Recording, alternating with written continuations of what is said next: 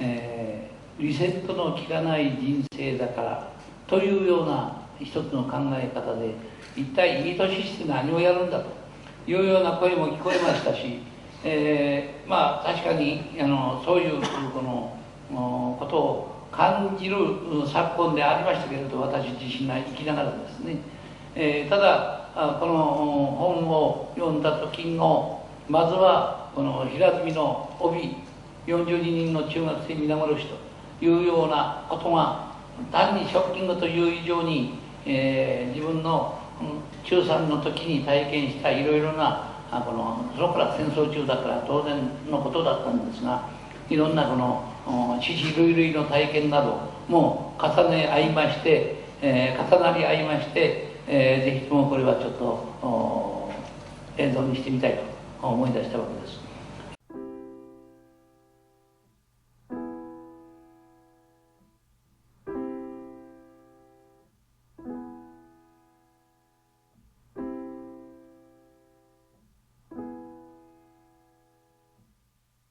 The release of The Hunger Games: Catching Fire has revived the tedious complaint that The Hunger Games is an appropriation of the 2000 Japanese movie Battle Royale.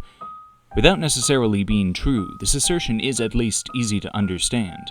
After all, both stories are set in dystopian futures, in which an oppressive governmental regime forces young people to fight to the death in an annual ritualistic tournament.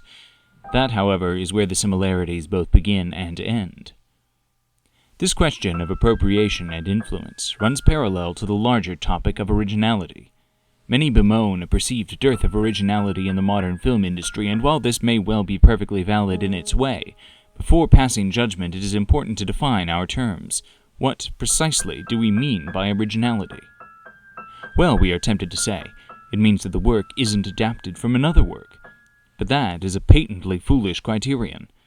Compare Runner Runner, an original but painfully derivative and dull affair, with There Will Be Blood, loosely adapted from one segment of Upton Sinclair's Oil, but very much its own entity in terms of tone and style.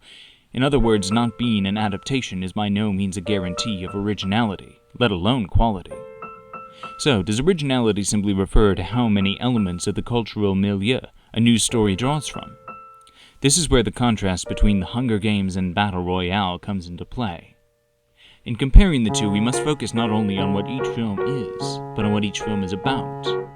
On the surface, Shakespeare's Hamlet is a simple revenge story concerning a young man attempting to avenge the death of his father. It is about Hamlet's inner turmoil, as his moral dilemma forces him to contemplate mortality, existence, and the nature of humanity.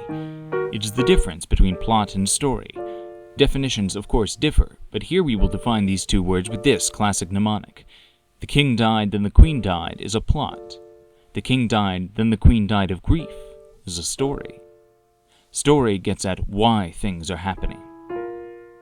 So, we've established what The Hunger Games and Battle Royale are, and in the question of influence and appropriation, both borrow heavily from William Golding's Lord of the Flies, in which a group of schoolboys are stranded on a deserted island and gradually succumb to their own savage natures. But such an analysis is superficial. What is each work about? We'll begin with The Hunger Games, which asks how free will can be maintained in an environment that seems to preclude it. Within this, it also touches on issues of illusion versus reality, and how this can influence free will.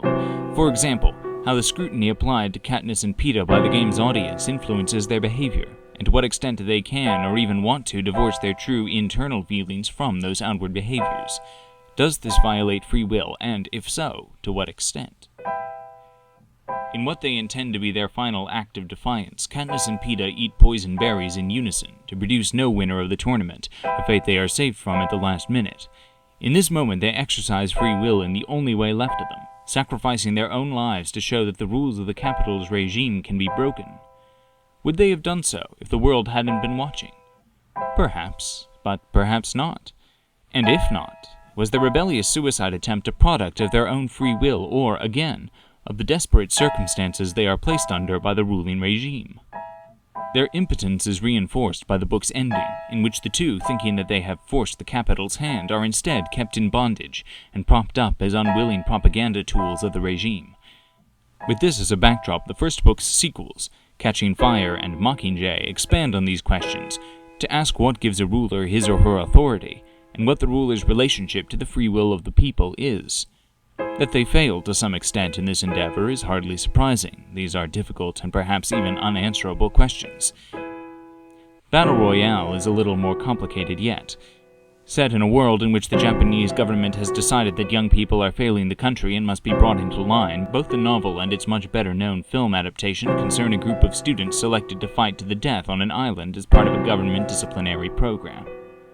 The film's director, the late Kinji Fukasaku, grew up in World War II Japan, where at one point he was required to clear away the corpses of his dead classmates after they were placed in the war's line of fire by the Japanese government, sparking a lifelong distrust of adults in the young Fukasaku. These experiences inform the thematic thrust of his film. Battle Royale makes the assertion that children are only turned into monsters because of the corruption, incompetence, and cruelty of adult society. Under this interpretive lens, the Battle Royale program is nothing more than adult society's attempt to convince itself that it is right in demonizing the young. It turns children into monsters, and then uses their monstrosity to argue for the worthlessness of children, in a vicious circle of logic that, when traced backwards to its origin, leads right back to adult authority. Everything in the Battle Royale tournament is aimed at turning the children into psychotic killers and eliminating those who cannot be turned. For the crime of defending his students, the class's teacher is brutally murdered. The transfer students, past survivors of the tournaments, are placed into the new tournament and held up as examples for this year's class to follow. After all, they are the success stories of the program, the product of a brutal production line that has refined them into the kind of youth that the adult world wants to fear to assuage its own guilt. It is only the one that eventually shows compassion that is considered a betrayer and a failure by the battle's organizers. The teenagers in Battle Royale play out the ordinary petty disputes of teenagers, but it is only with the weapons and encouragement provided by adults that they kill. This mentality runs contrary to the message of Lord of the Flies, which asserts a more or less universal capacity for bestial behavior, and to Augustine, who famously asserted that infants lacked not the desire to do evil, only the capacity. In Battle Royale, the children are whittled down and twisted into beasts, not by the elements, as in Lord of the Flies, but by an adult society only interested in justifying its own crimes. If we are wicked, the young boy Fukasaku seems to defiantly cry from his demolished schoolhouse, it is because you have made us in your image. Such similar plots can yield enormously disparate, and yet equally thoughtful stories. If you take nothing else from this, let it be that there may yet be such a thing as originality, but if so, it is monumentally overrated.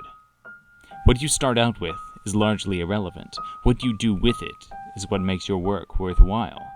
Not plot, but story. That's what matters.